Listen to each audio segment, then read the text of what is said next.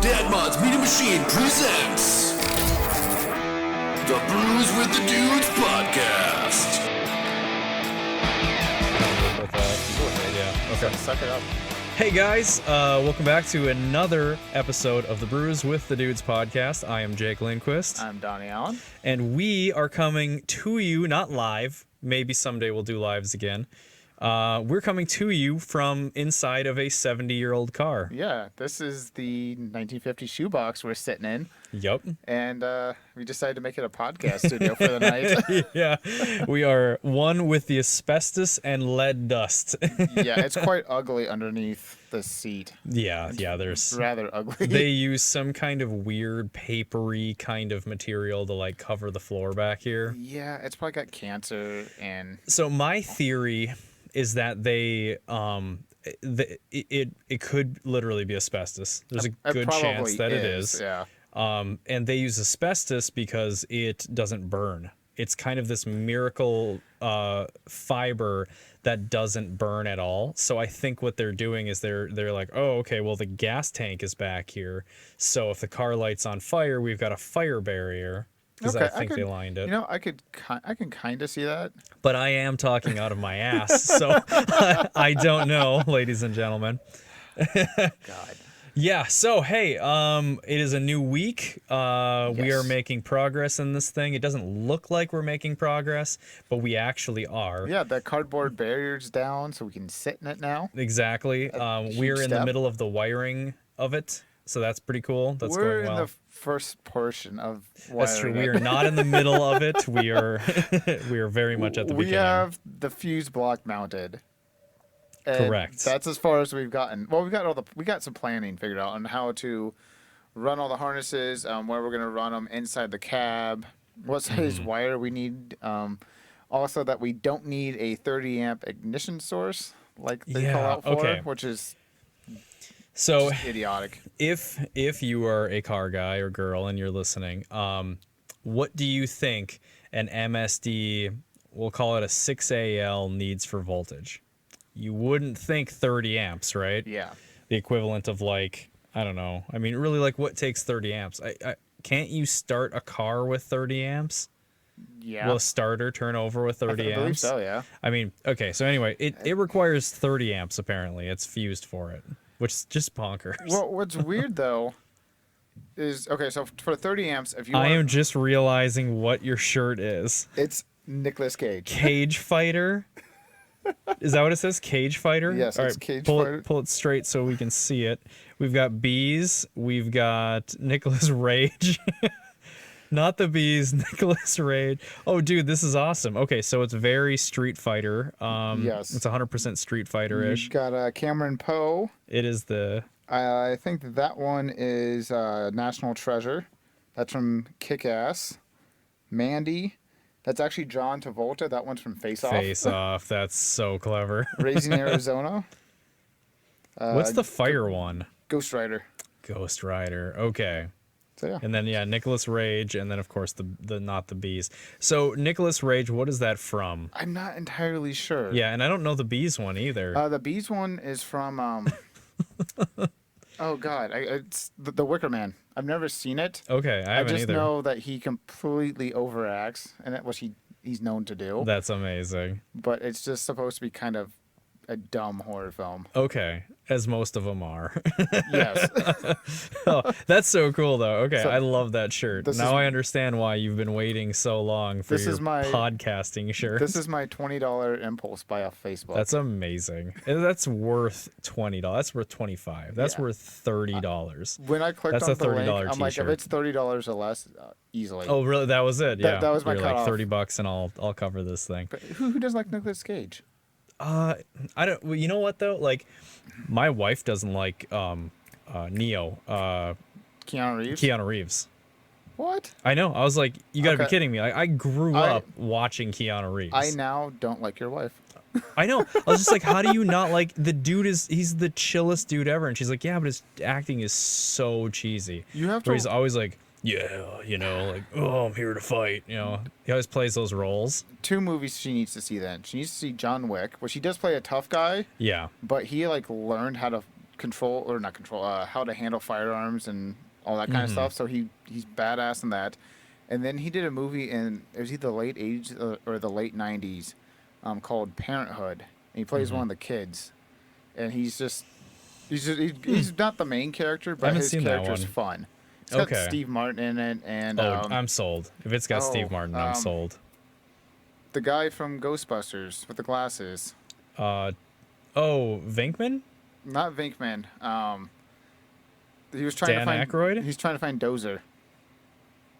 Oh boy. He kept asking if you were the keymaster. Shit.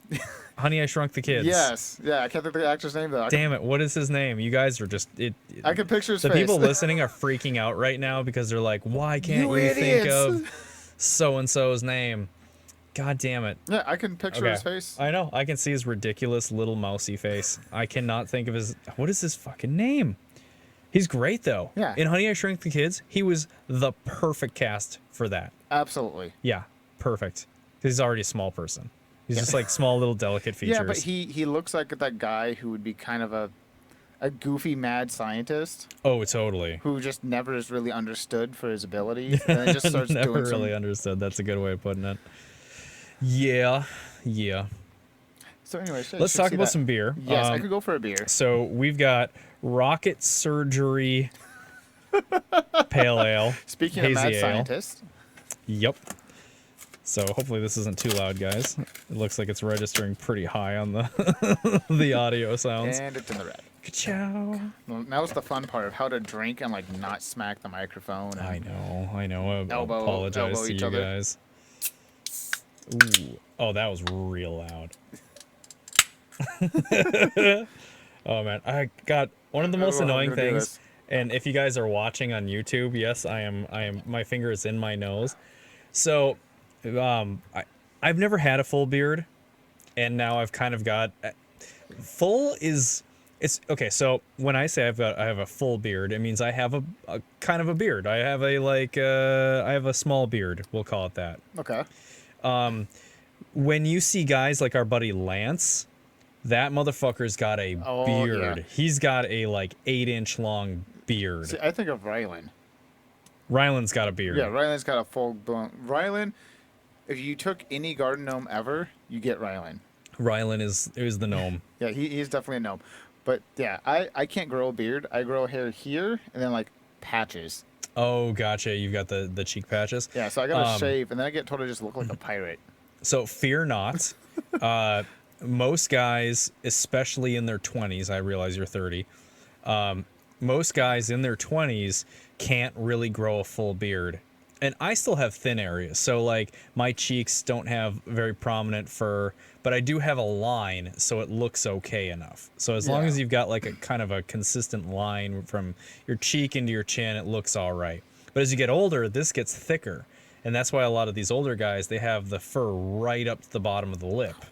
They get that really thick look, and then it really, really works. Because the more hair you have, obviously, the thicker it looks everywhere. So that's the way to do it. I haven't shaved in 2 weeks, and that's as far as I've gotten. Right, but you give it 10, 15 years, and you might have a surprisingly good beard. That's a long time to wait for my beard to grow in. I'm not saying that you just don't shave in that time. I'm saying that over time, it's just going to continue to get thicker. It might actually happen. Mm-hmm. This actually isn't too bad, by the way. Yeah, this is an excellent beer. I like Surly. So yeah. I can't quite tell. Okay, so it is a hazy ale. Okay. So say it's not hoppy. Yeah, it's a little juicy, but it's not super juicy. Yeah. Mm-hmm. It's a light, juicy beer. Yeah, but so it's Surly, so it's probably 8%. You've grown to really like pale ales. You weren't originally a huge IPA fan. I should back that up. You weren't always an IPA fan. You've always liked pale ales and something. Yeah. You like the 17.7 from Castle Danger. Yes. And, the pale ale from what's the place in Superior? Earth Rider. Fantastic. But the Furious wasn't always your go-to. You've always liked the beer with a little more of it feels like a foot's in your mouth. There's some oomph to it. Yeah, a little right? bit of a bite. Yeah. Well, I wouldn't even call it a bite. It just feels like there's literal volume in your mouth. Like, you know what I'm saying? You're on set. And, I wish I didn't know what you were saying. you've got a whole, like, you've got both of the. Okay, never mind. Am I IPAs or IPAs have the bite. IPAs have the. If it's like furious, it's got like a battery acid kind of like, whoa. That's like, true. That's a lot. It's got a little bit of a kick in the shorts. Yeah. As a pale ale, just there's substance. I don't know how to put it. So this is kind of a mixture where it's kind of it's like a juicy pale ale. Yeah. So it doesn't have quite as much of that like bitterness that an Indian pale ale has. That's a good way to put it. I think it's rather smooth. Yeah, this is really which good. Which is what I like about it, because it's borderline dangerous. Because Right. I could just keep sipping on this. So this one's 5.5%, so it's not the strongest one in the world. Yeah, well, that's actually on the low end for Surly. It is, yeah. Like Theirs tend to have a little more. content. It's so funny because I gotta like go over. So for you, those of you listening, we had alluded to earlier, we are in the back of a 70-year-old Ford. And we've got a table in here because we don't have front seat in right now. And then we've got our 2 mics, our booms with the mics on it, a soundboard, and lights, a tripod, a camera. what I can't believe is how good it looks. Like the video looks really good. It does look good. What I like most is there's no distraction of like a cluttered garage. I know, right? Us. Like, and I actually meant to turn the lights off for the other stall, which I'm not going to be able to reach from here to turn them off, I don't think. Yep, and I don't have superpowers, so we're screwed. Damn. Okay. Because then you wouldn't see anything in the background there. It would just be dark, and that might be kind of cool looking. But anyway, time. where I was going with this is that what you guys who aren't watching are wondering about, or you might be like, because as I'm like kind of struggling and I probably can't continue speaking while I'm trying to like get my beer to my mouth, which, I mean, once you're drinking, you obviously can't be speaking, but I'm doing a really good job explaining myself. It's very difficult to take a drink from my angle. Yes. I almost wonder if it would be easier if I gave you a drink and you gave me a drink. I would have to do it left-handed. Yeah, I don't trust you. Isn't it's a little bit straighter of a shot. Yeah. But so what we need are straws. Go for that. Yeah. So if we were to have like big curly straws where the beer could like stay on our lap, but we could just go like, put our mouth over the straw. Either that or those hard hats that have the toucan. Ooh, attached. Well, that would work for me because I'm not as tall as you. Well, we could just attach to the sides of the headphones just 2 cup holders and put our beers in that and the straws down. You have come up with. I need to cut this out of the podcast because we just come up with our product. The podcasting headphones. Drinking headphones. that have cup holders on them. That's fantastic. That's actually kind of brilliant, dude. All right, new episode. Okay. Hey, everybody. Welcome back to another episode of Brews with the Dudes podcast. I am Jake Lindquist. I am Donnie Allen. And we're not going to start this over. We'll let the people hear it. Nobody listens, so we're probably safe, though we should, there's like a 1 in 7 chance of somebody stealing the We idea. might have to talk about this afterwards and get something like that casted. We're gonna work with a Clipsitch or Sennheiser or... On a completely different note, does anybody have a 3D printer? Oh, that'd be the way to do it. If it like attaches to the cans. Let's make a little slide so it just locks into place. That would be pretty epic. We need to stop talking about this. Yeah, Somebody's going to steal all of our Sorry, good guys. ideas. You know what? Steve Collins is probably listening and like jotting things down. Okay. Yeah, man. So yeah, very good beer. So what is new on your end? Well, BMW is getting some progress, not as quickly as I liked, but I did get my radiator from Mishimoto, and my aluminum fan shroud, and all that is just gorgeous. And it all fits really nicely. Together, yes. It's not in the car. Not in the car yet. But I also bought their silicone hoses, and everything is just top notch. I will say this: I have never received car parts packaged as nicely as their stuff. Oh, why is that? Ever. Everything was individually wrapped. Nice silicone plugs on the end of the radiator. It came So inside the box was like thick 1/2-inch cardboard all around everything with a little bit of styrofoam. It also came with pamphlets on other Nissan products and like this own little like goodie bag inside of there. Huh. It Wow. was like I bought a laptop. Was the way that it was packaged. That's And I awesome. was super impressed by it, and nice black orange boxes and all that just didn't look like a brown box. Yeah. Just little things. Just attention to detail, Yeah. like made absolute sure they weren't going to have a damaged product coming back. Exactly. And Yeah. then unboxing it, the fans were already attached to the shroud. All the hardware was in a sealed bag with lock washers and normal washers. Wow, okay. And their button heads to top it off. And then the radiator, all the welds look good. They have a little threaded portion welded on the top of the radiator in 2 spots for the shroud to bolt into place. And it's nice and stamped in Mishimoto with their logo and all that on it. It's super nice products. Wow. I was completely blown away by the quality of not only the product, but their shipping. They got it to me in like a week, which is not a bad turnaround for buying parts. Right. Yeah, from the buy it now point until arrival is about a week. Yeah, it was like 5 days. So that's reasonable. And they're coming from California. Yeah, and every package came with a sticker. Yeah. Yeah, it's just icing on the cake. Yeah. No, that sounds super cool, man. I don't know. I've used their silicone couplers in the past.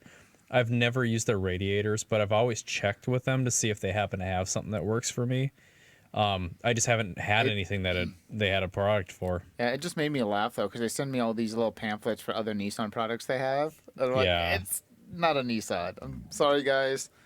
It's a Nissan motor, but So that's as far super as I can cool. get. So does it look like like you're gonna be able to just get silicone or rubber hoses that are gonna like work for the SR that'll just attach that's what I bought with them. I bought their silicone hoses for the SR. and it works? Should all line up. That is incredible. So It looks like it's going to all line up. I think at the end of this, we're gonna finish up that build series, and I think like the sort of the overarching theme is gonna be, did Nissan engineer this? Like, you know, or like, how is it that this German car from the mid 80s to mid 90s, and then this Nissan from like the late 80s until mid 90s. Yeah, mid-late How is 90s. it they're so compatible? Because when you put that motor in, It looks like it fits. it looks like it was meant to be in there. It misses the cross member in the rack perfectly. Yeah. The exhaust manifold and the turbo miss the steering linkage and the master cylinder just barely. The freaking shifter sits damn near perfect inside the opening in the tunnel. Like it's Yeah. off by like a 1/4 of an inch. So like with the custom, well, and here's the kicker though, like that Nissan transmission, where neutral normally would be on a rear-wheel drive transmission with a shifter that sticks out of the top of the trans, right? So it's not like a linkage style one; it's straight out of the top of Yeah. it. Generally, neutral is straight up and down. But that's not the case. Neutral is actually tilted back a little bit. Just a little bit. So it's not even going to feel weird. I think it's going to look completely natural in there. Yeah. And these mounts that you got, they place the motor in such a natural spot where, yeah, exactly. The cross member tucks right into the pocket on the oil pan. All the clearances is excellent. The only complaint that I would have is that there's a lot of space between the firewall and the engine, so the engine placement could go a little further back. And the mounts are slotted, and the way the transmission mount bolts onto the structure of the vehicle is actually it's like a rail system with carriage bolts. Oh, cool. Yep. So we could slide it back. I just have to double check the clearance between the pan and the rack.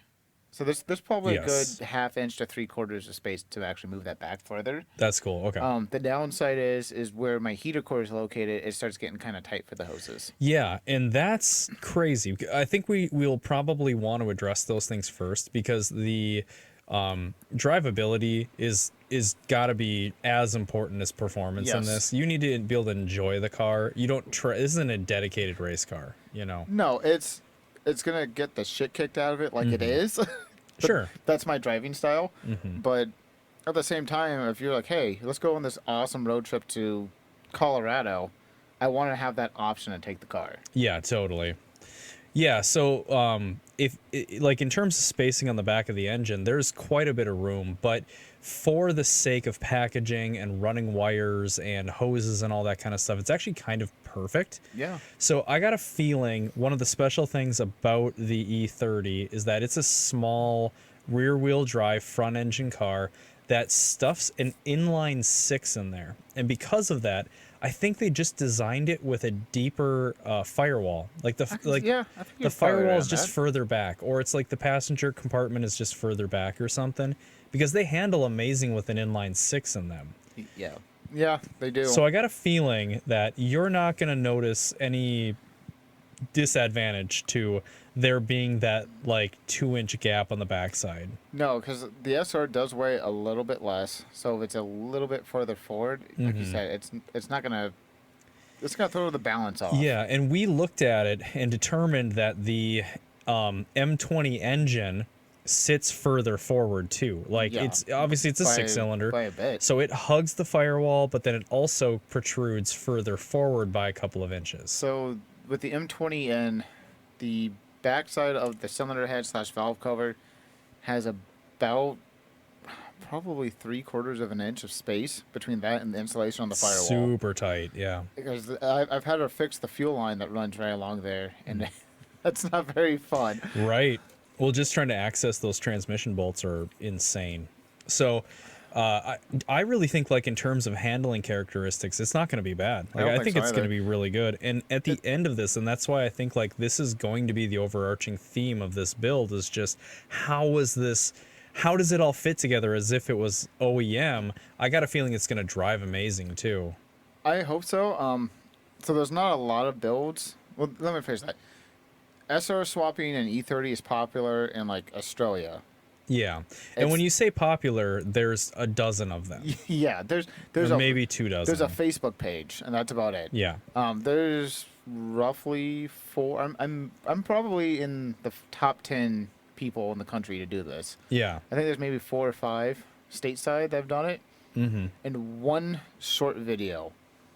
And the guy turned it into a drift car, so it's really kind of hard to judge how well it handles. Mm-hmm. But he was guesstimating about 275, 300 wheel horse, and he was sliding around corners just fine with it. So Oh, yeah. My God. I'm assuming 2,500-pound car with 300 horsepower? Yeah, Yeah. that's going to be a so rocket. I'm assuming with the setup I have, where it's more track oriented, you're right. It should handle and perform just fantastic. Well, and the beauty of your build is that you're not going for peak horsepower either.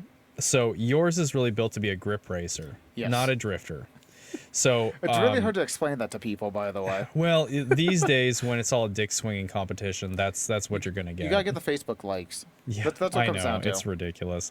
It's fine if people want to shoot for huge power and have fun with it. Like a good example is my cousin Zach. So my cousin Zach has a FD RX-7, and he has an LS that's in this thing.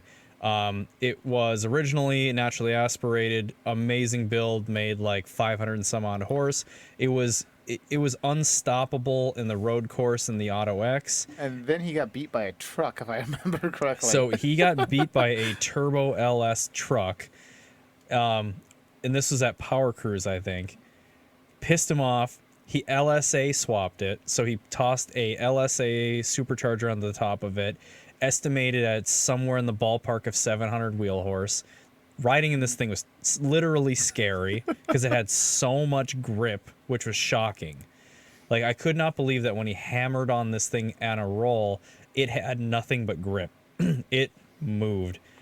That's that's not enough.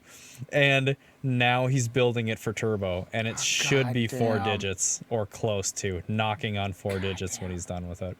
And that's where things are at right now. You need to remind me in a few months to talk to him and see if I can get a ride in that. Oh, right. Well, we might have to do a little coverage of this car I'm fine just with so that, too. people can see it. He and I have already kind of talked about this. It's a pretty incredible build. But yeah, so he is among this group where he builds it because he wants to roll race with cars at Power Cruise. He wants to be one of the fastest. Basically, he wants to keep up with the turbocharged Lambos that are Yeah. out there. Which- And he will. That's Yeah. the kicker, is even with the 700 horse LSA, he was keeping up with some of the fastest cars out there. But Pretty incredible.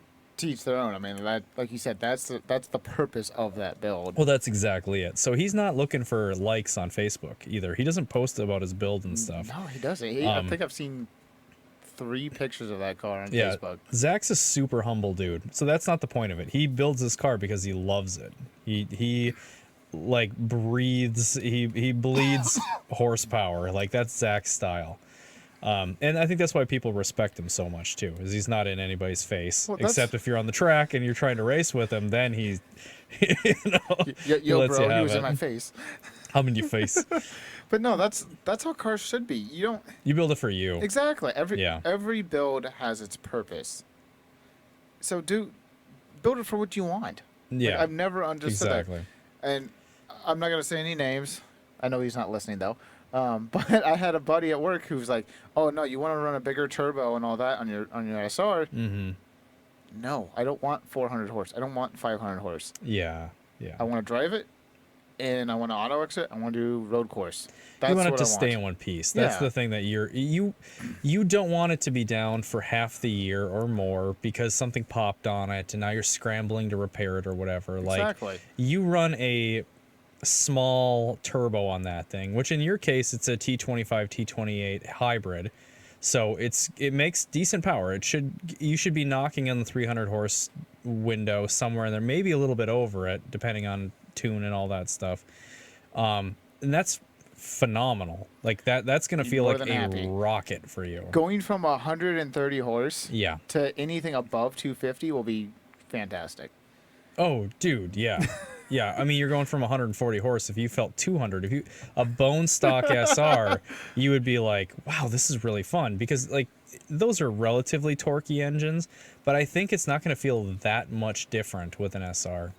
So, yeah, in your case, like, you're looking for autocross, you're looking for drivability, you want to be able to drive this thing across country if you want, and, race it. And it's like the 50 Ford.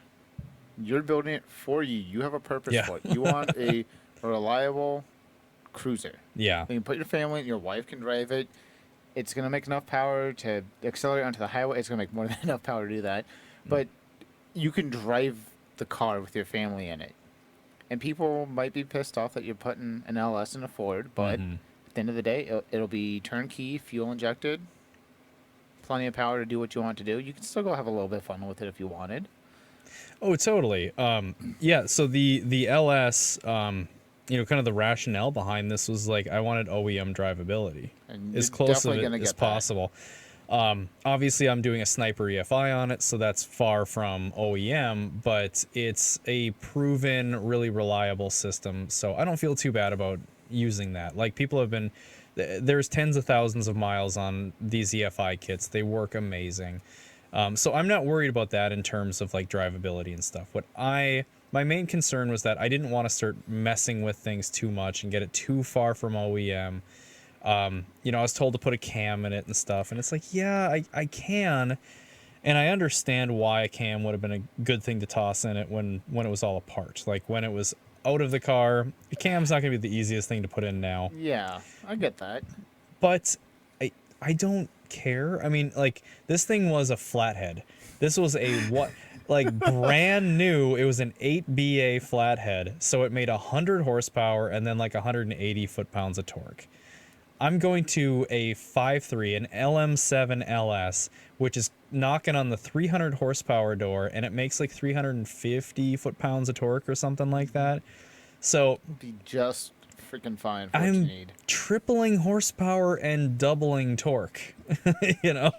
Like this thing is gonna feel amazing to drive, and it should be like super reliable. LS's run 500,000 miles. Which is what you want. If your wife is gonna drive this to work every now and then, the last thing you're gonna want is a phone call from her saying, "Hey, it won't start. It's doing this again. What's up?" Yeah, and I'm gonna be like, well, here's Holly's 1-800 number. Good luck, honey.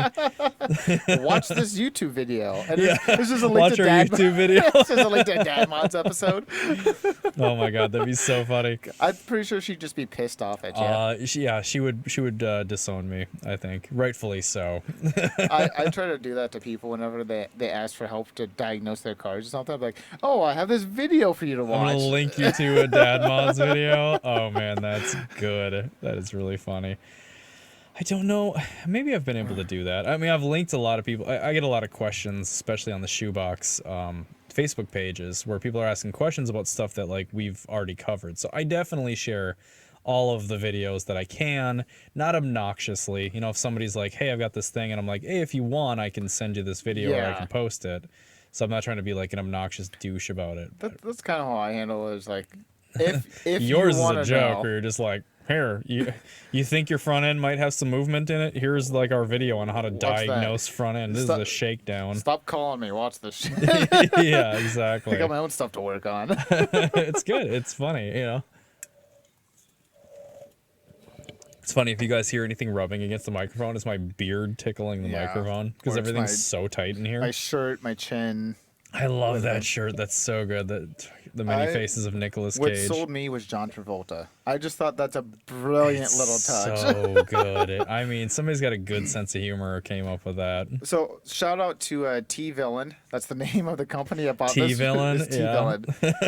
All of their emails that I got from them on because what they do is this is designed by an artist that sells it through their website.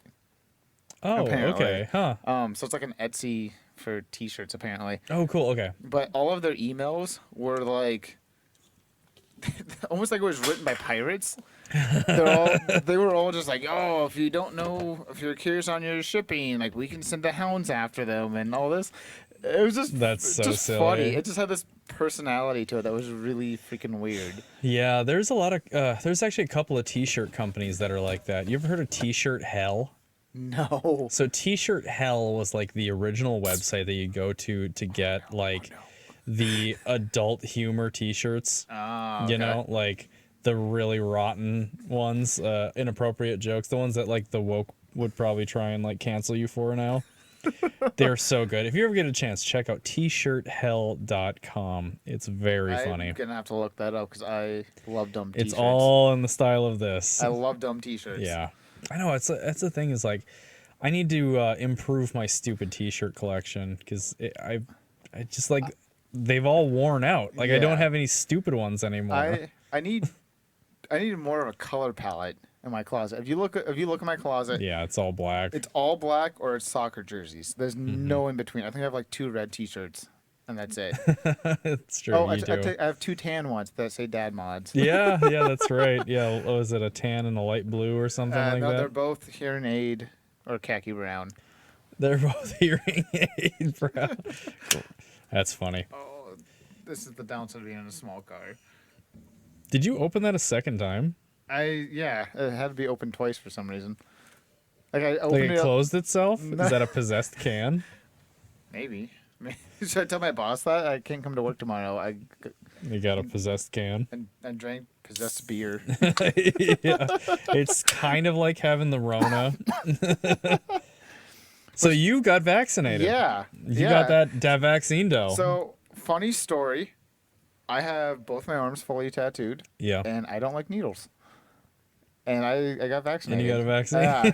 She's like, "Are you gonna? That's how She's like, much you want you're me to count dedicated. down?" I'm like, "Just do it." Like Count down. Like I don't Jesus. like needles. Just fucking get it over with. Just stab me, inject it. And Count go. down is the worst. Like that would just give you so much anxiety. Like just stab me in the neck. Get it over with. Here's the thing. It's a Pulp Fiction. They got stab you 3 times. Oh man, that was the best.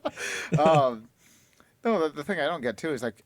I know if you count down, you're not going on the last number. You're gonna go right after you say that first number because that's how this shit works. That's the clever way to do it.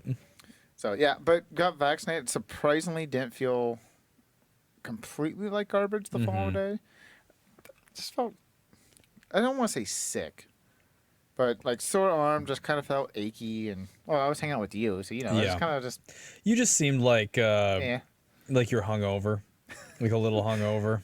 Yeah, but that's the thing is I wasn't hungover. I just Yeah. just But it was just sort of like I didn't sleep super good last night. Like yeah, I'm just kind of like a little rotten just feeling. kind of going through the motions. So I felt pretty crummy for about a half a day, 3/4 of a day, little flu-like, whatever. And they say that's like the mRNA vaccines are just kind of like they're new, they're figuring it out, they're kind of like that. But the funny thing is, like, for all the people who have been throwing hissy fits about these vaccines, like it's fine. Like you feel like for like A day. 8 hours, Yeah. and then you're just like you're over it, and oh cool, like I've got the vaccine, and there's like a 9.9% out of 10. Wait, what am I saying? There's like a 9.9% out of 10. So see I'm so is that 99%? Is that what you're going with? out of 10, yeah, 99% out of 10. I don't know. Okay, back that up. There's a very high percentage that this works fine for you, so like why not? Like it's cool, it's all paid for, you got it, like Yeah. I don't it's know. not that big a deal. Yeah, I got my little card. It's got my name on it. Yeah. It Well, and the funny thing is, it's like a lot of the guys that I see throwing a hissy fit about, like, I can't trust this vaccine. They haven't had enough time testing it, whatever. mRNA vaccines have been in use and testing for a long time. We've had coronavirus vaccines for a long time. This is just a slight tweak of it. yeah. Like, it's been tested for, like, the better part of a year. But I get a kick out of it because they're also the people that I see guzzling Busch Lite I was gonna say Coors, nightly. Budweiser. Like, you're pouring a substance in your body that is a literal poison. Alcohol is a carcinogen for every single organ in your body. You know what isn't? Heroin. Really? Heroin is not a carcinogen for every single part of your body. I did not know But that. alcohol is. Isn't that crazy? It's nuts. Yeah. So I don't know, guys.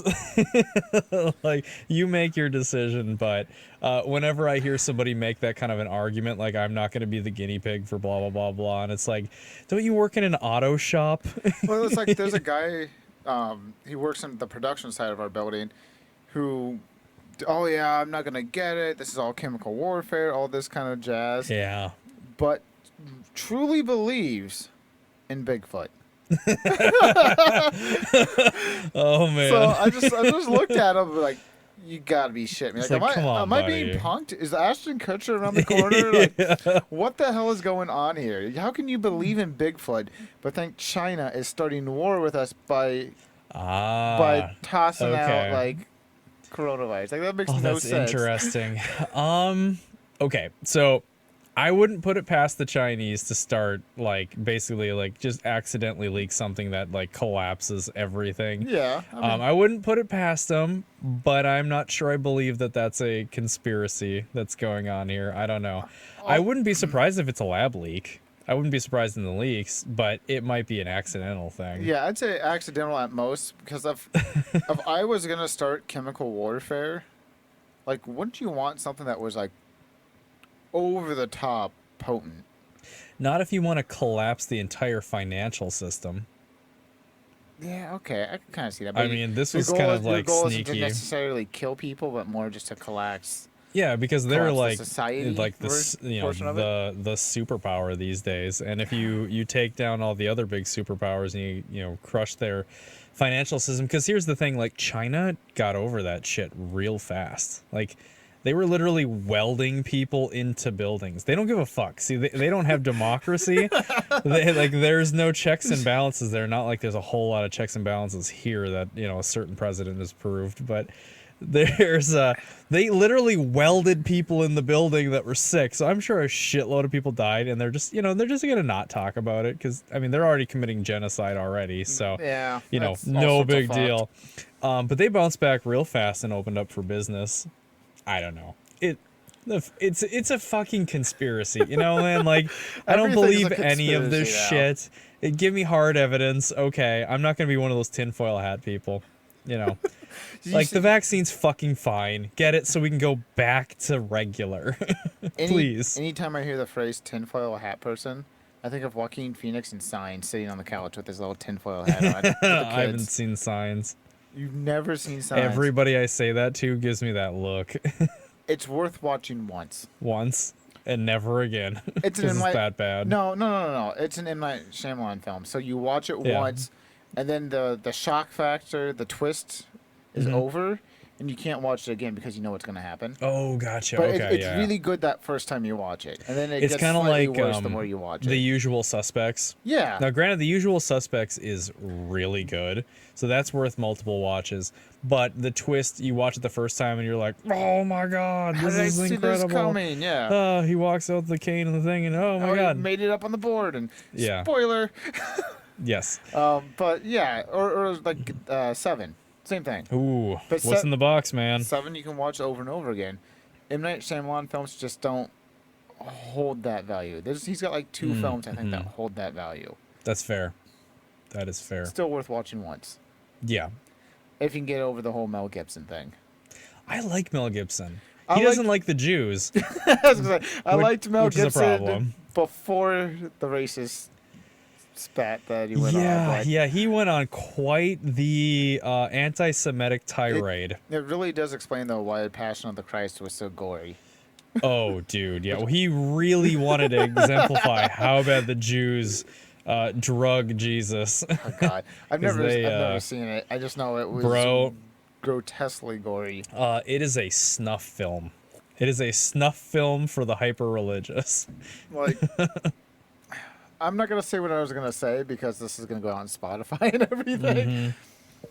So it's like they're just trying to make it as accurate as they possibly could, or Dude, like just over well, the okay. top. So there's no such thing as accurate when it comes to anything religion because all of this Yes. happened not centuries. It is centuries ago. What is thousands? I know decades is 10, which doesn't help you Yeah, whatsoever. I thought millennia, isn't that millions? That would make sense. Millennia actually might be the new millennium was in century- 2000, so it's No, a century's millennia. 100 years. Yeah, so I think it's millennia. Because remember they said like it's the new millennium when it was 2000, Oh, the year okay, 2000. yeah. So it's millennium. So it's Okay. either millennium's either 1,000 or 2,000. Yeah, it's 1000, I It's bet. got- I Yeah, because think everything it's a goes safe in guess. the ones. It's metric, so it's like I don't know what it is. So anyway, we're talking millennia ago when this supposedly happened. So nobody freaking knows what's going on. So the movie is basically just like the rough estimate of the story of the G's, and then like it is the majority of the movie is just people torturing the fuck out of this skinny dude. What? Torture, dude. It is the Jesus. goriest film. Dude, like I mean I've seen some like straight up horror movies where they're like disemboweling people and all that typical stuff. If like you ever watched like Hostel or any of the Texas Saw Chainsaw films, Massacre, like I grew up on that kind of psycho shit. Psycho. Granted that one wasn't as gory, but so like I mean they're just like beating the shit out of him the whole time and like torturing and cutting and like it's What the fuck? It's a religious horror film? I was so upset after watching it because it was one of those movies where it was like, oh, you have to see it because it's the da da da da. And like, I don't give a shit. I'm an atheist. I'll say it. And I've been an atheist for a long time. And I watched this movie because I wanted to see what the big buzz was all about. And Okay. I thought I was gonna get a kick out of it. I thought I could like, get a laugh from watching this film. Like, it's not it's not Dogma. I mean, well, it's not like the 10 Commandments. Like, I don't know if you're familiar with that movie. is that done by Monty? No, I'm thinking of The Life of Brian. Yeah, no, it's not. It's just like, Jesus Christ Superstar. It's like there's a lot of these like really religious productions that have happened over the years. Yeah. And if you're not religious, you can get a kick out of it by watching it and sort of poking fun and whatever. As we do, we poke fun at things, right? I tried to watch it to poke fun at it, and it was upsetting to watch because it was just so gory and so violent and sad. And it's like, I guess if that's the goal, like, I mean, I guess if you're a Catholic and you're like really into that sort of like, He died for our sins, so we gotta watch it happen. I think, especially with Catholicism, like they really lean into the sort of like we're sinners, like the whole like repentance kind of thing. Yeah. Like they really lean into that sort of like taking it very seriously type stuff. So I think if like you're in that line of this movie probably like works for your culture, but god damn, it's rough. It was rough. If you watch it, like give it a try. Like I'll give it a try. report back. I'll watch anything once. Yeah, report back. Let us know what you think. I thought it was rough and genuinely upsetting. Like I had tears in my eyes. I was like, this is too much. This is just dark. You're just watching a dude get the shit kicked out of him. Violently. Damn. It's bad, dude. I don't get. Yeah. So that's the thing. At the end of it, I was just like, I don't understand what people are getting out of this besides just feeling rotten. Yeah. Watching a man get tortured. Like you could watch The Human Centipede if you wanted to feel like that. I have never seen The Human Centipede, so on a completely different note. I've seen most of it, but it had that same. This feeling. is when a psycho dude stitched a bunch of people mouth to asses. Yes, right. But like, I had that. I shouldn't say the same feeling, but a similar feeling to it of the whole like, we got halfway through it, and I'm like, I can't watch. Like this is just grotesque. Yeah, this is just somebody's gory nightmare, or thought, or whatever being played out on screen. It's like they're just pushing. Like the whole point of it is to just be upsetting. And in those movies, like I don't get a whole lot out of them. No, neither do I. And The Walking Dead really turned into that. I don't even think this is the first time that we've knocked The Walking Dead on a podcast. Probably not. I've only seen most of. Well, I've seen season 2. Oh, you have 1 and 2? Yes. Okay. And after that, I could not watch anymore. Yeah. Season 2 ruined it for me. Oh, did it really? Because when they were at the farm. Yeah. What about that didn't you like? It's a zombie show, right? Yeah. How many zombies were in season 2? There weren't a lot of zombies. There were some zombies. Exactly. Not a lot. It's a zombie show. Yeah. I want to see him kick the shit out of some zombies, and you take all the zombies away. That's true. It's like watching Fast and the Furious. And there's no cars. There's no cars. Hey, a couple of those movies are like that. Fast and the Furious movies. Yeah. So the wife and I, we got through. Oh my god, what season was it? We basically like toward 8, 9, maybe something like that. Is that the one Negan? We got through a lot of Negan. I don't even think we got to the point where he finally gets killed. I think he's finally dead. I think he's still alive. Is he seriously? I think so. I had heard that in the books, like they just drug on the storyline of Negan like too long, and the seasons I was just like, well they kill off the son. What the fuck's his name again? Carl. They kill off Carl, and it's like. Okay. Where is this gonna go? Where is this fucking story gonna go? To be completely honest, as a guy who's only seen the first 2 seasons, they should have killed off Carl. Yeah, but like at least in the first 2 seasons, he was kind of a bitch. He was the reason why. Well, yeah, he's a kid. He's the reason why his shit hit the fan in season 2. Yes. Because he fucked with the fence or something like that, and zombies got into the property. Yeah, I don't even remember. Yeah, he's being an idiot. It's been so long. Yeah, but... Bad parenting. In an apocalypse, I don't think there's such a thing as parenting. Yeah, man. So I mean, it's a I don't know. It's one of those series is like it had so much promise. It was setting ratings records where it was like the most watched like season opener in human history and whatever. Like season 2 or season 3 was like the most watched episode in human history. But the problem was like. Yeah, it just like was this sort of like worn out, tired story, and it just became sort of self-congratulatory with the gore. Well, like, so my wife and my stepdad watched it, and they watched, I think, up to last season. Oh wow! Like the most recent, or is it over? I think it's still going. Yeah, I thought so too. But they were saying like it gets repetitive. Like okay. They come across some guy who's really a big piece of shit. They spend the whole season fighting said guy that's a big piece of shit. They get past him, and then they keep going, and then they come across another guy who's a big piece of shit. They fight him all season, and it just repeats. So it really is that same cycle Yeah, over and it's the over. same- God, it's like- that's such a shame. It's Yeah, like it's in the true. apocalypse, like how many shitty people can you come across that try Well, to take over? In the apocalypse, probably a lot. That might even be the most accurate piece of the whole thing, is that there's going to be a bunch Maybe. of power-hungry assholes. Yeah, because there was the governor who had the eye patch. Yeah, no and clue then there what was you're talking Negan. Negan, see, I watched a little bit of Negan. I'll go on a limb and say he's one of the best villains I've ever seen in anything. I watched the scene where they first. I don't know if it's the first scene that they introduced him in, but he had Lucille, his bat, and Yeah. he bashes in. Glenn's head. You watched that one, so that was That's your the- introduction to Negan. That's the only episode with Negan I've damn. ever seen. And you were like, nope, this is No, enough. I could watch it. I was fine with all of it. I couldn't get into the show. Like I had no care about the show. So I loved the show right up until Glenn got his head bashed in, because Glenn was my favorite character, hands down. Him see and that. Daryl. Like, I loved those two. Daryl was super badass. Michonne is pretty amazing too. Norman Reedus is always kind of a badass though. Yeah, Norman Reedus is good shit. Yeah. He has a motorcycle show. Did you know that? I think so. I don't remember what it's called. Because I know he got that bike built for him, and he kept the bike from The Walking Dead. That is a classified moto build. Okay. So they built them a handful of those bikes to use on the shows. And I honestly think that might be the build that really like brought them in sort of like the regular conversation. Like they were good builders for sure.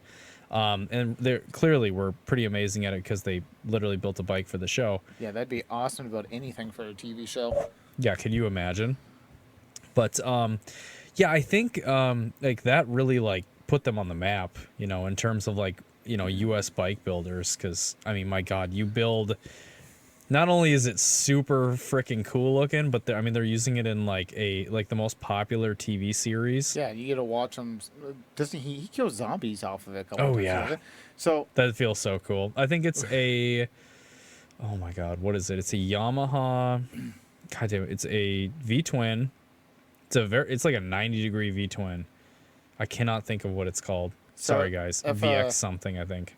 do you think Orange County Choppers could build Mm. a zombie apocalypse motorcycle? Dude, their fucking choppers don't turn. The Tuttles would spend the entire time talking shit about each other. My son's is a moron. My dad's an asshole. We're you never know? gonna meet this deadline. And Yeah. holy shit, we meet this deadline. Yeah, it's always we're never gonna meet this deadline. You don't want to see them just pick a random gas tank off of the shelf and be like, look, we customized it to fit this Yeah, frame. I'm gonna make this web over the top of it. Yeah. Some of their builds were kind of cool. Most of them were not. They're pretty repetitive, and I don't like choppers. It's just not my style. I like a hardtail. I don't like a chopper. I don't like a chopper. I can appreciate a chopper if it's unique enough. Right. But like anything, Right. I'm not a big fan of lowriders. I can appreciate a nicely built lowrider though. Yeah. Yeah, I love okay, so like I never understood the like Mexican lowrider kind of scene until I'd say in the last couple of years. Like now I kind of get it. Like I didn't realize I'll back this up. So I've been in the import scene since I was in high school. Like I grew up with the Fast and the Furious culture. Like that was my jam growing up. I watched that movie literally every single night. How well do you like tuna sandwiches? A lot. Okay. No Yeah. crust? No crust at all. No, especially when it's served by Mia. She's a lovely lady. Yes. And like, so I didn't really get I didn't get the muscle car thing. I didn't get the classic car thing. I didn't get the lowrider scene. I was just about imports. That's all I cared about. Anything that was from Japan was like the holy grail, right? So, I got a little bit older and I started like really kind of getting into a lot of other things like the 64 Continental. I was like, oh my God, this thing's a masterpiece. Like There's one for I've sale. been missing out. I believe it. $9,000. Oh, that's not that bad. No, it's a little bit of a Like project. clean. He didn't have a whole lot of detail. He said rain and drive was a little bit of a project, but needed to sell due to some issues with his wife. Wow. It's white. $9,000. couple thousand more, you can probably get a clean running and driving one, like nice, like a really nice, like 15 grand. Yeah, I bet you can get like a really, really nice cruiser. Just on the space. Well, yeah, nobody does. I mean, you need an airplane hangar for one of those cars. A warehouse. But anyway, so like I started kind of like opening up to a little bit more like the other car cultures, and then it dawned, like I realized in the last 5 years or so, like cars that are well kept, that there's attention to detail, really really started to appreciate that. And the Mexican lowrider scene is incredible. The attention to detail. These guys polish the underside of these cars. Say, don't they chrome plate like everything? Everything is chrome plated. And you might not like chrome, but it just the fact that they put that much work and care and love into these things, you have to respect it. Well, and then they do the like a lot of Cadillacs, that they do that engraving on the roof portion of the vehicle and all that. Yeah, so they'll scallop it. They'll do like lacing and stuff like that. But then they'll literally engrave the chrome. Like they'll engrave the steel bumpers and then they'll like chrome over them. Like the one that was in Motorhead Madness a couple of years back. That thing was a masterpiece. It's not my style, but I can definitely appreciate it. Yeah, I just love anybody who puts that kind of dedication and love into their car. I'm just like, I am all about that. I love that a vehicle of that caliber was in that show. And then we had the $800 Civic. The $800 shitbox Civic.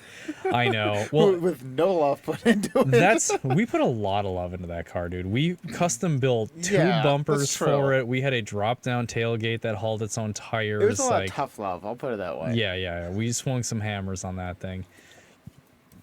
Yeah, no, I actually I really liked that year at Motorhead Madness because I felt like there was a really good balance. There were a couple of crawlers there, too. Yeah, and if you guys want to check it out, we actually had coverage of that show on the page, so you can find that video in our bank of videos. We'll try and put it in the description of this.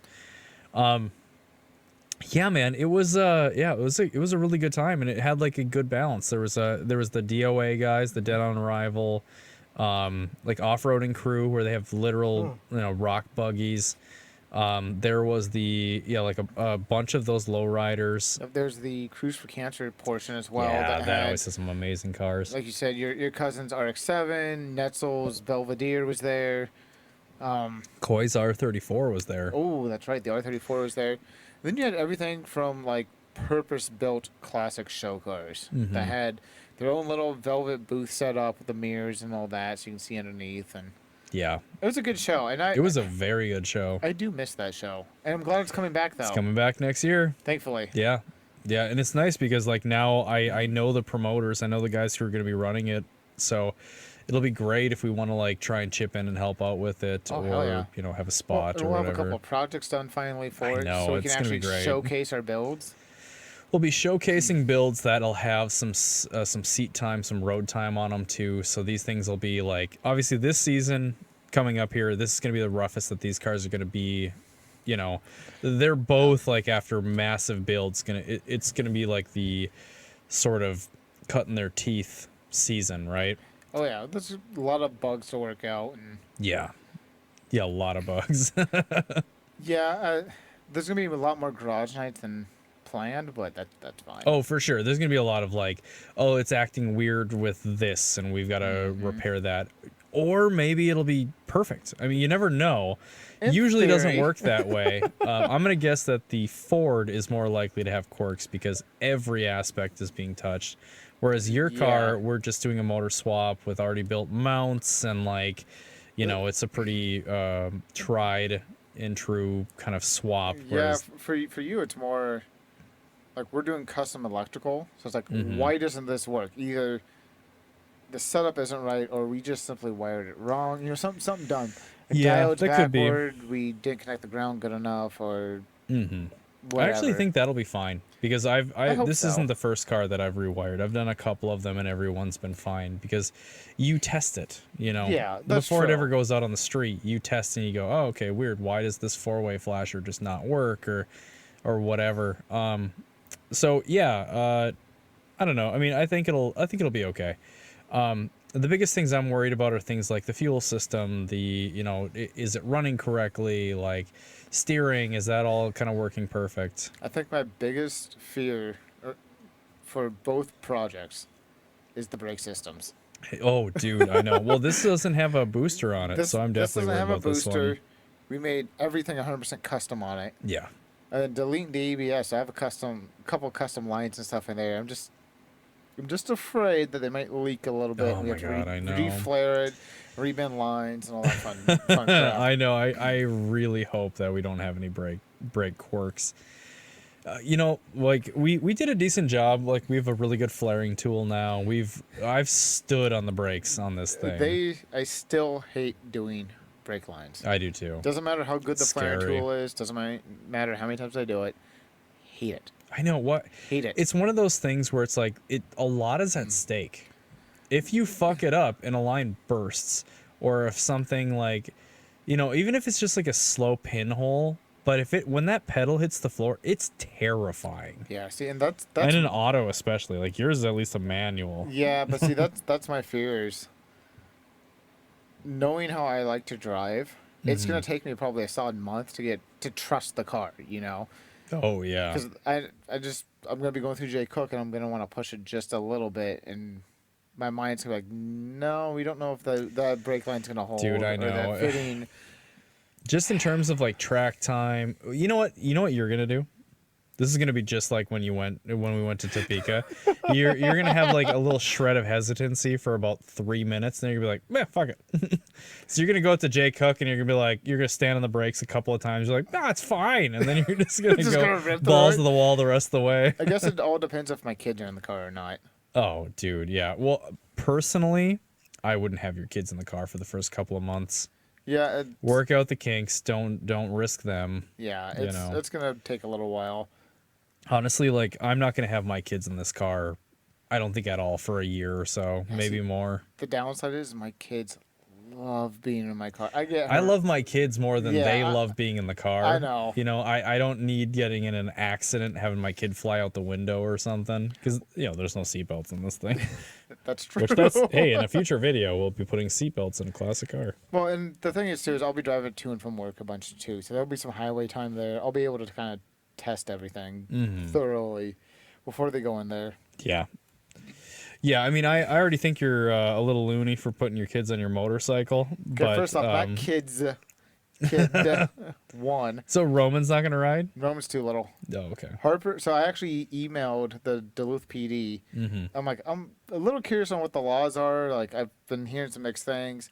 They reply back, if a helmet will fit them and they can reach the foot pegs, they're good. That's it, really. That is all you need. So she can. That's cool. I'm not an idiot, so there's obviously we're not going to go down Grand. We're not even going to leave West Duluth.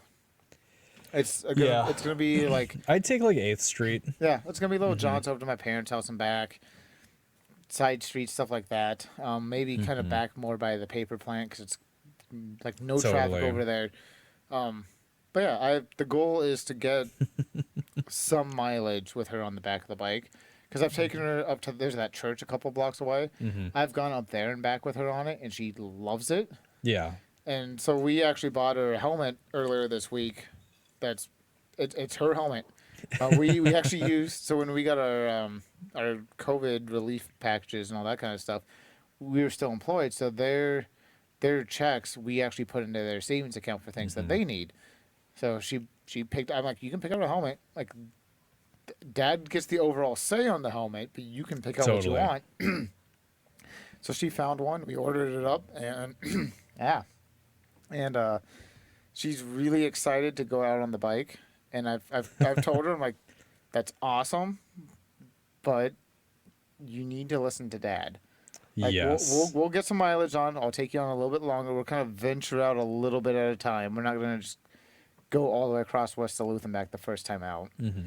But you need to understand. It's like right now, you're not listening to me when I tell you to go get in the bath. Oh, right. Like, that's such a good point. Like, I had to be kind of honest with her the other night. She was having a really rough night. She didn't want to listen. She didn't want to get ready for bed. And I'm like, you can't be on the back of a motorcycle if you're not going to listen. Like, do you know what happens if you don't listen when you're on the back of a bike? She's like, no, I don't know. I'm like, you could potentially cause us to crash and seriously injure us and or kill us. Yeah, exactly. Those are the exact words I told my 5-year-old. And her eyes You could kill us. her eyes got really big, and I'm like, you don't understand. When you're on the back of a motorcycle, every little movement you do, everything you do, affects me trying to control the bike. Oh, completely. Because you're leaning. Yeah. Everything is like in your body movement. If I tell you, hey, sit still, don't readjust yourself quite yet, and we're halfway through the corner, and you try to readjust yourself, we could lay down the bike. You could stand us up. Yeah, exactly. You could stand us up. We could go off the road and hit something, or we could fall the other way, and next thing you know, we're sliding on the pavement. Yeah, exactly. So, well, and it's so hard, and this is something you'll learn once you take the motorcycle the course, because you're still on a permit for now. yes. Which you're going to take here this spring. Prior to putting her on the bike across town. Yeah. That is getting done. One of the things that they'll talk about is high siding versus low siding, at least from what I recall. And when you've got somebody on the back of it, like it's going to be so hard to try and like manage those kind of situations. So if God forbid you have to try and low side this thing, you've got somebody in the back and they need to follow your cue where you're just like, sit upright. Like basically sit upright, don't lean. Whatever. You're not going to have enough time to like scream that probably. To yell at her. And thankfully she's small enough and you're big enough that like, yeah, you can probably manage that situation. But and for the people at home, it's not like I'm taking her on a 750 or anything like that. Right. It's a Honda Grom.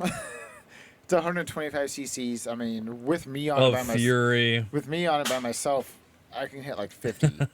So she's not gonna be doing anything crazy like that. Like I said, West Duluth, 25, 30 miles an hour tops. It's more to just kind of get her out there and experience a little bit more and just open her up to new hobbies, new adventures, and just kind of see what she enjoys doing. But it's very much, and I'm trying to drive this home to her, it's not a privilege, it's a reward. It's a, hey, you've been really good. I know you enjoy doing this activity. Let's go do it for a little bit. Not That's so just because funny. you have a helmet, you get to be on the back of the motorcycle whenever you want to go for a ride. That's not how this works.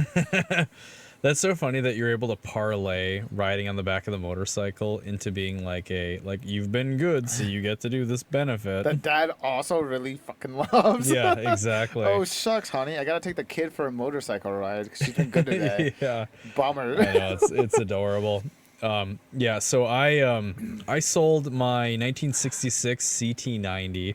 I get why you did it, but it still upsets me a little bit. Well, okay, so I built it. So like I went through every aspect of the build, and like I put a lot of love into that thing, especially when I built a lot of the like custom body parts for it, like hand hammered steel and like formed things and welded all of it. Like that took a shitload of time, but in the end, I can build another one of these things, no problem. I'm not too worried about it. One. Oh no, like Ryan's got a bunch. Does he? Ryan has like a dozen CTs. Oh shit. Yeah, like Never he mind bought then. like a dude had. He bought a dude, or He bought the dude, and the dude owns them, so Ryan effectively owns them. okay, I get that. Yeah, it's something like that. It's got some sort of like, they worked out some sort of sex deal. I don't know. It's one of those deals. Black on the couch involved, and Pretty much, yeah. There's webcam. That's how he makes his money. So he's got a shitload of these things, and I've already talked to him about buying a couple of them eventually. But so like I'm confident in building them, and they sold like crazy for literally like the CT90 Honda Cub is the most sold motorcycle on the planet. I'm not worried about finding more of them. I remember James May mentioning that when he was in Vietnam. Yes, that is correct. So I can build them over and over and over again, and I know that I can build them profitably because I take them from being like a literal pile of scrap and can build them into something cool. So I'm not worried about that. Yes, the bike that I sold was gorgeous. But what's cool is that I sold it. That's covering some costs on a new motorcycle that I'm going to be buying, which is a Husqvarna Svartpillen, which I know that sounds like a lot of gibberish. God, I think it's gorgeous though. So if you're not familiar, if you look up Husqvarna street bikes, I want to say it was in 2019 they hit the States. That's when they like officially started selling these things production. They had a Svartpillen and a Vitpillen. And the difference is one of them is sort of a street bike and one of them is a little more of a scrambler. So a scrambler, if you're not familiar with it, generally these things are intended to be able to go on dirt roads and like a teeny bit off-road. Yeah, a little bit. Kind of like an enduro, sort of. Kind of. You know? A little bit of dual sport. Yeah. Don't have high expectations. There isn't great ground clearance. You're not going to be like slamming it through like ditches and stuff. Yeah, you're not taking it to the dirt track and beating the shit out of it. You actually could take these to the guys race these on dirt tracks. Okay, never mind. Fuck me. I don't know what I'm talking about. We're not talking pits. We're not talking like you're not ripping around with dirt bikes. Yeah. It's very different. This is just a capable bike that can handle a lot of gravel and dirt and whatnot. That's what a Svartpillen is. That's a scrambler, and a Svartpillen is basically a scrambler. And then the Vitpillen is a cafe racer. But they both have the same body shape. So it's kind of cool. Like you get a bike that has some really knobby tires. It looks kind of aggressive. Like they're really pretty.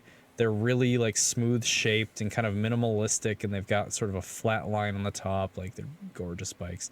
And the Svartpillen especially is built for sort of like, you can load crap up on them. Like they have a rack that actually covers the gas tank, the top of the gas tank, that you can attach like packs to and stuff like that. So it's more of an adventure bike then. It's a really hipster looking adventure bike. Yeah, basically. And they're affordable. Like the original ones, when they first came out, they were really expensive. They've done a few things to kind of like adjust the pricing and stuff, but they're coming in like about 5,000 MSRP up here. I don't know what that is in any other parts of the country. It might vary. Hopefully it's around 5,000, but they are in such high demand that some places are sort of shoving those prices up way high. I could see that.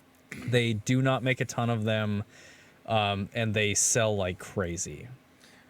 That definitely explains why some places would crank that price up then. Yeah, exactly. So I reserved the first one in Minnesota for 2021 from what I've seen. I called up every other dealer in the state just to see who's got them and how close they are and all that stuff. And we got foam from the beer. Making a mess. Yep. It's a good thing I'm drinking it. Yeah, so they've done all that shiz, and yeah, I'm pretty sure that I've got the first 2021 that's coming in, so I am eagerly awaiting the first Farty. So you're supposed to get that this month, right? Mm-hmm. Sometime. He couldn't even give you a delivery date. No, There's like so April. Many. Yeah, okay. It's one of those things where it's like COVID's fucked everything up. So timelines of everything is a little fucky. And we're just waiting on them to come in. So that's the thing. Like the shipment date is sort of a big question mark, and I'm just kind of waiting on it. But they said in April, so down payments on it. I'm just waiting for it to come in so I can walk in there with a stack of cash and be like, hook me up. So we still got to plan out how to get that back up here. Mm-hmm. You don't want to break it in on the highway. Well, what would be funny is we could ride together down on the Grom. Well, let's see. With two grown-ass men, it probably will do 35. So exactly. The highway out. So we'll just take side roads the whole way. God, so that's like a 4-hour ride down? Pretty much. And then the whole ride back, he'll be cursing my name because I'll be on this thing doing 70. Yeah, and I'm doing 50 behind you trying to keep up. Yeah. No, I do have to look into it and just like double check that they are not broken in. Modern engines, they don't need the break-in that older motors used to. Yeah. But I'm still like really anal retentive about that, so I don't want to go straight onto a consistent speed or RPM. So we're probably, and we'll talk about this after everything gets cleared away. My 4Runner got smacked by some old lady, so we'll. Smack's a nice way to put it. Yeah. So I'm waiting for that whole thing to clear up, and then we'll talk a little bit more about that. But so I'm not going to have a nice little trailer to haul behind the 4Runner to haul it back. Maybe I'll have a truck by then. Maybe you'll have a truck. If you guys want to buy a Forester, hit me up. Yeah. I am looking for either a Taylor Tacoma or a very nice Nissan Frontier. Yeah, man. So what's probably going to happen is we'll take my pickup. So we'll get some ramps, and then we'll just run it up into the back of it, and I'll bolt down my Try to find a front tire chock. hill or a ditch to kind of back the truck up to, make it easier. We're both hitting the paint. Yeah, I'm trying not to. It's okay. Yeah, my truck has got a sport rake. Well, and here's I want to put a 4.6 drop in that thing. I can't lower it yet. That's the problem. I can't lower it yet because it's like it's one of those domino effects. So like I've got a 4-inch drop not spindle. Spindle? No, not spindle, shackle for the back of it, which could level it out nicely. But it's like we got to press out the bushings out of the leaf springs, and we got to cut off all the old bolts and replace all of them. Yeah, that's not necessarily a weekend project. It might be. Well, it should be a weekend. That should be a day project. It should be, but every time we say that, it turns into a 2-week project. Yeah, because something breaks and something holds us up. Or we didn't order all the parts. Yeah. Or they're the wrong parts or whatever. So what we'll do is we'll bring a stack of 2x4s, and we'll drive the front tires up on the 2x4s, and then we'll put the ramp onto a curb, and then we'll roll it up. Yes. Yeah, or something to that effect. I think throughout all of this, we should go pro karting. Yeah, so we should pick up the motorcycle and then go to the cities and go pro kart racing. I thought the motorcycle is... it's just north of it. It is in Cambridge, which is an hour away from it. It's close. Yeah, so we should go to Maple Grove and go pro karting. I'm not completely against that idea. Well, what we could do, if it's nice enough weather, we could go down at the ass crack, go and pick up the Svarty, and then take the Svarty up to Maple Grove for pro karting. And then race it against the pro karts? It would get smoked, and I was totally like low-sided. No, and then like we could ride them there and then back. No, that's the problem. Is it would be so many it'd be so much consistent RPMs. It just wouldn't be a good idea. No, so I got to look into that a little bit more and see what their break-in recommendations are. Beat the piss out they of might honestly they could do something from the factory. I mean, I don't know. I don't know what their recommendations are. They might just say normal city driving, stop and go traffic, and then after like 50 miles, drain the oil. Yeah, which is funny because like we could probably do that in a day. Oh, easily. You know, we could just talk to Crosstown and be like, "Hey, you guys good in like 3 hours if we come back?" And like, I'm just gonna run and do 50 miles real quick, and then we'll just drain it. Yeah, I'd be down with that. Like I said, we'll just bring the Grom down somehow. Load them up in the back of the truck. Well, I only have one front wheel chock.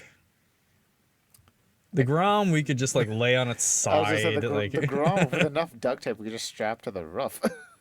we could get one of those hitch mounted bike racks, like scooter racks. They make motorcycle ones. I have one for mountain bikes. We could probably reinforce it a little bit. No. They make ones for motorcycles, for dirt bikes. Really? They make ones that are good to 1,000 pounds. Jesus. I was looking at one. I was debating that. I was debating about it for the Svart Pillin to haul it back. Because I was trying to figure out what to haul it back behind the 4Runner would be. Well, clearly that's not going to be an option anytime soon because I think I have a bent axle. Most likely have a bent axle. Probably 99% chance of a bent axle tube. So hey guys, watch a future video when we do an FJ Cruiser E-Locker rear end in the back of a 4th gen 4Runner. Yeah. Maybe. Hopefully. No. Hopefully insurance covers it first. Yeah, I don't have a lot of hope, but we'll see how that goes down. As far as getting Svarty back, yeah, we'll figure it out, man. It's funny because like given the fact that I'm in the middle of this accident situation and fighting for my life to try and get things covered, it's an insane time to be dropping a bunch of money on a motorcycle. No time like the present. Worst case scenario, you drive the Civic for like a month and a half. Well, that's the funny thing is like we've got this shitbox Civic, and I've got my my pickup. Yeah. So it's like I actually have 2 vehicles as backups, so I can use those while we figure out the 4Runner. As long Exactly. as the frame is okay, it's cool. We'll figure it out. Basically, an old lady did a U-turn into my passenger side rear tire and pitched me sideways, and it was real exciting. So I'm working out the issues on that. Fun stuff. Real fun. I love it. Yeah. Yep, the nicest daily driver I've ever owned, and some old bitch runs into me. I've used your car in arguments for Tacoma multiple times. Because they're just Toyotas are so freaking nice. Yeah, it's super nice. Yeah. It's like I adore that thing. It drives like a car. Oh, it does. I know it's funny. Once you actually drive one, you'll feel it, and it feels a little bit like a truck in the way that, like, when you hit a bump, it has like a certain. It's kind of like a suspension that's intended to handle weight. Yeah. If you ever hit that with a vehicle that's got a decent payload to it, like it sort of hits bumps and feels a certain way. It's got a tiny bit of that feel to it, but it's planted. Yeah, that's how the Pilot is. Is it? Feels like it could haul some weight. Feels like it could hold some weight, but at the same time, like if you're just cruising on the highway, it's stupid comfortable. Yeah, it's amazing. That thing is so nice.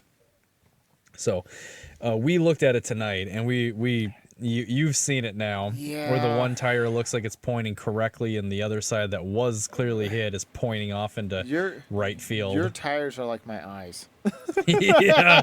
One's looking dead on, and the other one's slightly to the right. You should tell the people what you got going on with your eyes then, so they got some context. So when I was little, I had corrective eye surgery. I had a lazy eye, and they actually popped my eyes out and fixed some muscles, and then popped them back in. They removed your. You didn't tell me that. That's what I've been told. They popped your eyes out. They had to fix and adjust muscles behind my eyes. Ugh. I was knocked out. How old were you? 4 or 5. Oh my God! So you're telling me these doctors, these Frankensteins? I was young enough. I don't remember any of it. Oh my God! They popped your eyes out.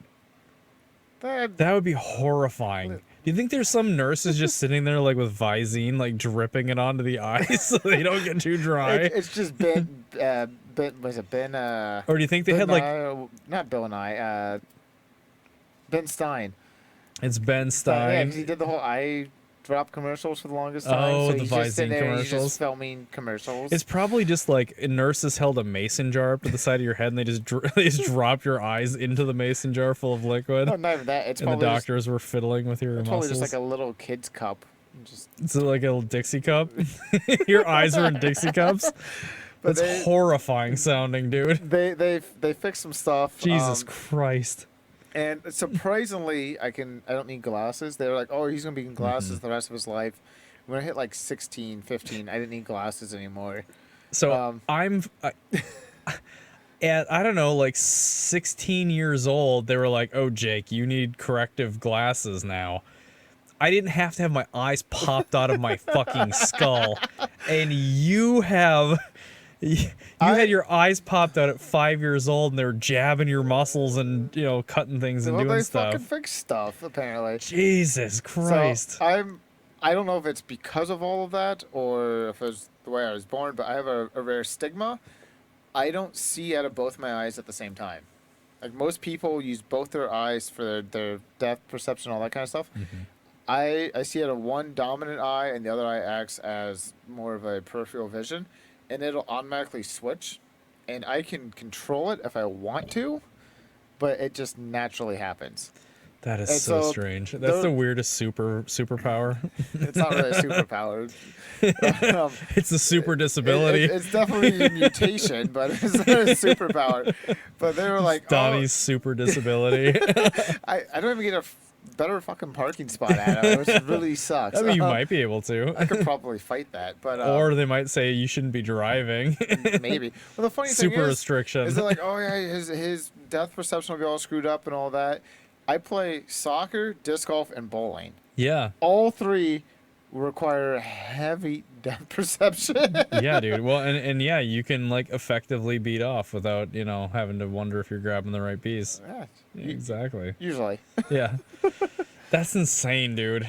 That is insane.